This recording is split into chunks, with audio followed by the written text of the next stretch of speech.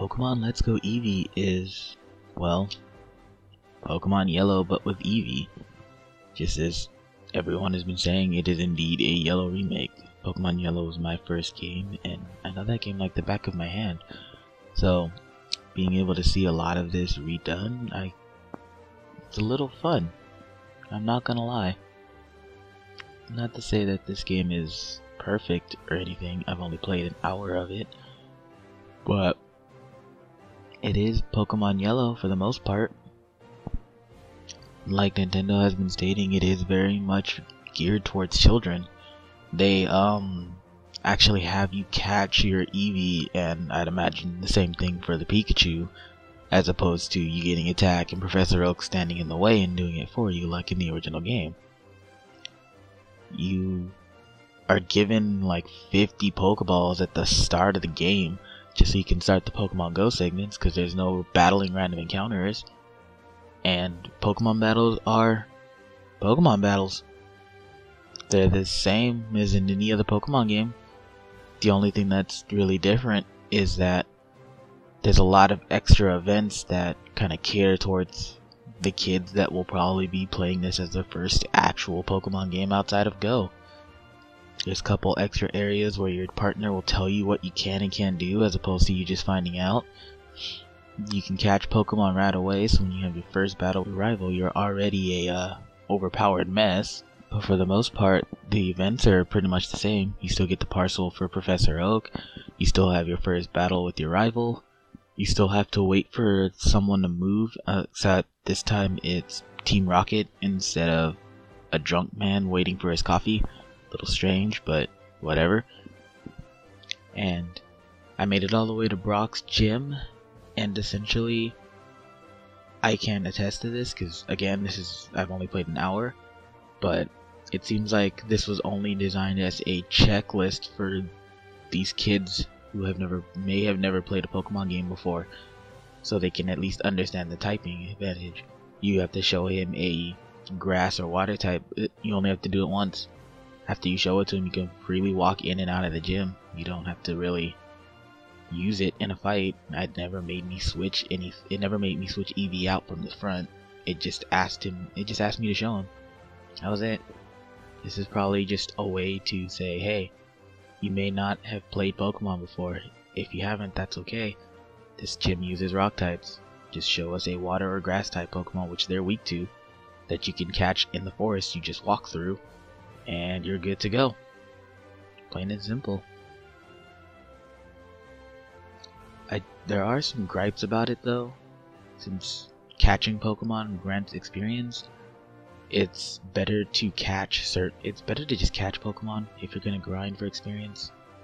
Because if you go and find one of the large Pokemon they showed off in demos and stuff, and you do like an excellent Pokemon catch or something, and if you're able to do it on your first catch and everything, you get like 100 experience. In this first area, I leveled up my entire team like twice doing that once, as opposed to fighting everyone in the forest and only getting like maybe a grand total of 100, with everyone only having one Pokemon instead of anyone having like a slew of Caterpies or something.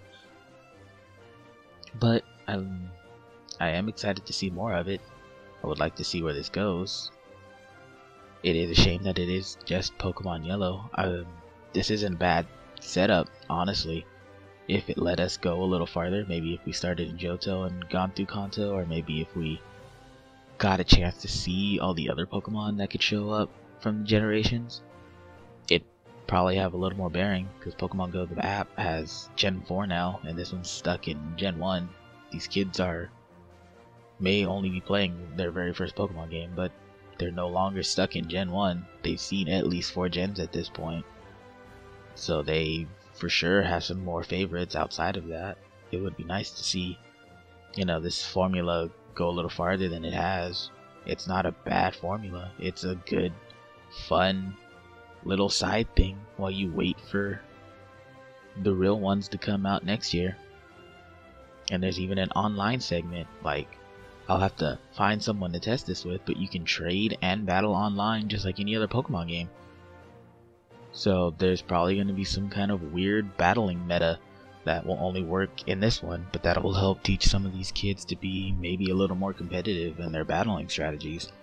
I'm sure a lot of them have only played Pokemon Go, as in this thing is implying, so they probably never actually played a turn-based style battle outside of tapping and maybe swiping to dodge attacks. This time they may be able to learn about holding items. They might be able to learn about certain moves that work better than others, certain combos that work better than others, you know, so they'll at least have a chance to learn how all this works, and so they can pick up the next ones that come out next year and have a better understanding on how to properly strategize. I'm interested in seeing how that will work. Like I said, I'll have to find something to test it with, but who knows, there might be some stuff there. I would say this game is worth picking up, in all honesty, though the price is a little much. $60 for this I don't think is really that worth it. If it was $40, I would say go for it, but at $60, it's a little steep, honestly. If you're able to get a copy of it for cheaper, I would say go for that instead of the $60.